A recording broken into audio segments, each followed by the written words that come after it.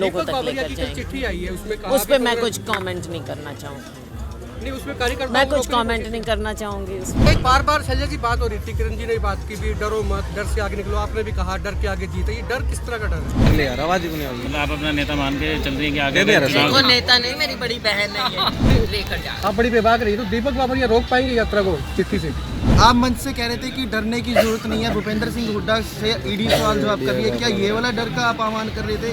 क्या मैसेज देना चाह रहे हैं? सर्दी के बावजूद देखो सभी लोग आएंगे और यात्रा जगह जगह हमने जाना है। तो अब बस यात्रा शुरू की है, आगाज़ यहाँ से हुआ है हिसार की सब्जी मंडी से, और हम पूरे हरियाणा में हर संसदीय क्षेत्र में जाएंगे। आज और कल हिसार है, उसके बाद भिवानी है, और फिर आगे से आगे सभी संसदीय क्षेत्रों में हम करेंगे।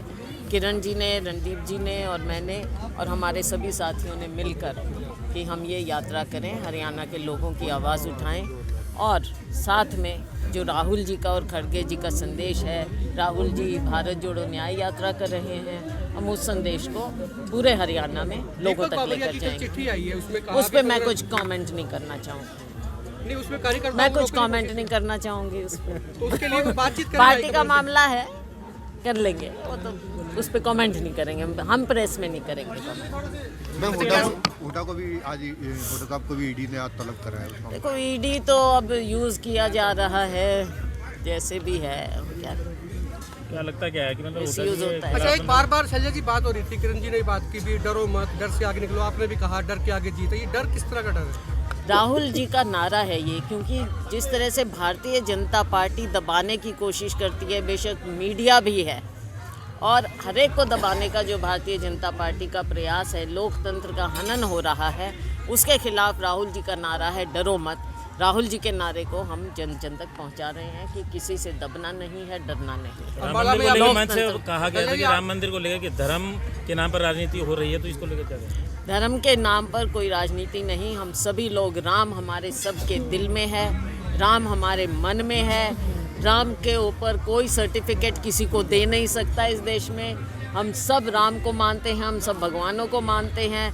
राम का, भगवान राम जी का राजनीतिकरण नहीं होना चाहिए। और जो हमारे, जो जैसा कि किरण जी ने कहा, जो हमारे आचार्य है, जो हमारे चारों के चारों शंकराचार्य हैं, उन्होंने खुद जब इसका विरोध, तो हिंदू धर्म शंकराचार्य ही तो निर्देश, अगर वो कुछ बात कह रहे हैं तो उसमें तो कोई बात नहीं, तो सरकार को सुनना चाहिए।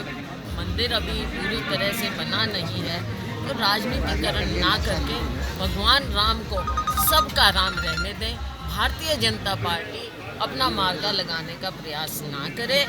राम जी हम सबके। आपकी पार्टी के नेता डुबकी लगा रहे हैं शैलजा जी वहाँ पे। अब कुछ लोग प्रदेश कांग्रेस की तरफ से हर घर कांग्रेस का कार्यक्रम चल रहा है, तो एक आपका कार्यक्रम है, तो क्या पैरेलल दो कांग्रेस काम कर रही है? हम दो कांग्रेस की बात नहीं है। देखो, हमारा कार्यक्रम 2.5 महीने पहले आप लोगों के सामने हमने रखा था, लेकिन जो भी काम कर रहा है कांग्रेस पार्टी का कर रहा है, और जन जन तक पहुंचाना है, कोई घर पहुंचाए, जन जन तक पहुंचाए, सबका अपना अपना काम है, हम अपना काम कर रहे हैं। अम्बाला में यात्रा खत्म हो रही है, तो हमारे या शैलजा जो है लोकसभा चुनाव लड़ सकती है अम्बाला से? वो देखो, मैंने आपसे मेरे से कई बार पूछा है, और मैं आपको हर बार बोलूँ कि हम पार्टी के सिपाही हैं, और कांग्रेस हाईकमान जो हमको आदेश करेगी। आप हमारी शैलजा जी को भावी मुख्यमंत्री बताया जा रहा है, नारे पूछा था मैंने, बुधवार पूछा।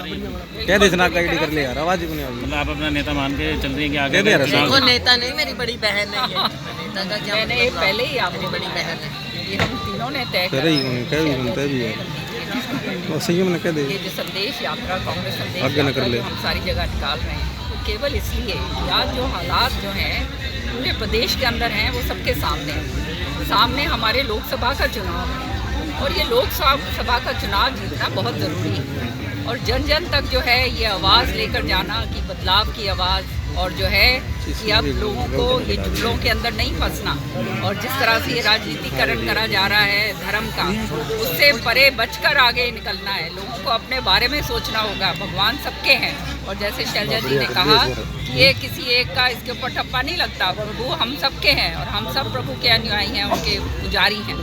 लेकिन जिस तरह से ये भाजपा जो है इसका राजनीतिकरण कर रही है। वो हमारे जो धर्म गुरु हैं, हमारे जो आचार्य हैं, जो चारों पीठों के जो हमारे जो हैं शंकराचार्य जी हैं, उन्होंने इसका विरोध क्यों करा है? वो इसलिए करा है कि वो कह रहे हैं जो सनातन धर्म के जो तरीके से जो है, जो तरीका होता है जिसको हम सब मानते हैं, हिंदू मानते हैं, उसको अपनाया नहीं गया है और उसके विरुद्ध जो है वहाँ पे धर्म वो जो है प्राण प्रतिष्ठा करने की चेष्टा करी जा रही है, केवल इसलिए कि चुनाव सामने है और चुनाव के अंदर वो इसको भुनाना चाहते हैं। तो जनता को समझना होगा कि आज तक जो है ये केवल और केवल जुमलों के ऊपर, झूठ के ऊपर जो है ये सरकार चली है और 10 साल के अंदर हर वर्ग जो है इतना बुरी तरह से त्रस्त हो गया है, महंगाई से, बेरोजगारी से, भ्रष्टाचार से, हर तरीके से जो है हर वर्ग जो है ख़त्म हो चुका है। तो ये बदलाव का समय है और ये जनता जो है ये तख्ता वो कहते हैं ना बनाती है और तख्त को पलटने में भी देर नहीं लगाती। तो ये संदेश जो है राहुल जी का हम जो है जन जन तक जो है शैलजा जी और रणदीप जी और मैं किरण जी आप तो बड़ी लेकर जा आप बड़ी बेबाक रही, तो दीपक बाबरिया रोक पाएंगे यात्रा को चिट्ठी से?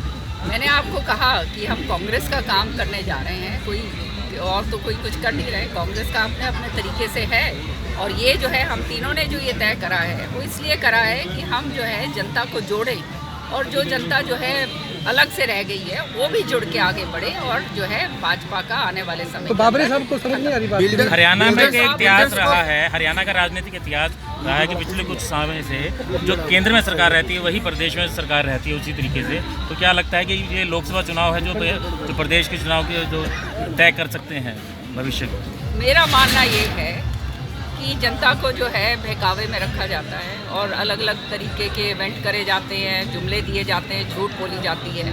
पर 10 साल जो हैं बहुत होते हैं। एक बच्चा जो है वो जवान हो जाता है 10 साल में, जवान जो है वो बुढ़ापे की तरफ चढ़ पड़ता है। तो जनता समझ चुकी है, आज जो है सबकी जेबें खाली हैं, महंगाई का आलम है, हर तरीके से भ्रष्टाचार जो है उसका जो है चरम सीमा पर है।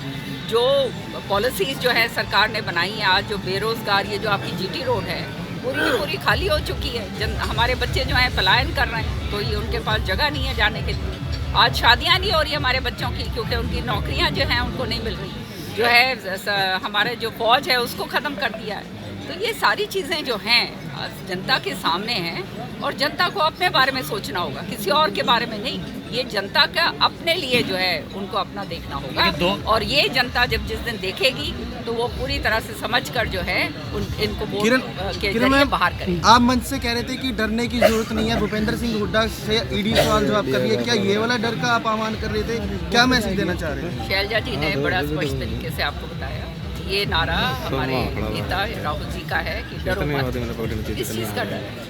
जब जनता की आवाज़ उठानी है तो किस बात का डर? और वो आवाज़ जो है हम तीनों उठाने के लिए पूरी तरह से एक लाख में दो गुटों की लड़ाई में कहीं तीसरा फायदा तो नहीं उठाया जाएगा क्योंकि 2 गुट हो चुके हैं, कांग्रेस को तीसरा फायदा हमने तो कभी भी गुटबाजी में विश्वास करा नहीं। जो गुटबाजी करते ही आप उनसे पूछेगा तो ज़्यादा अच्छा होगा।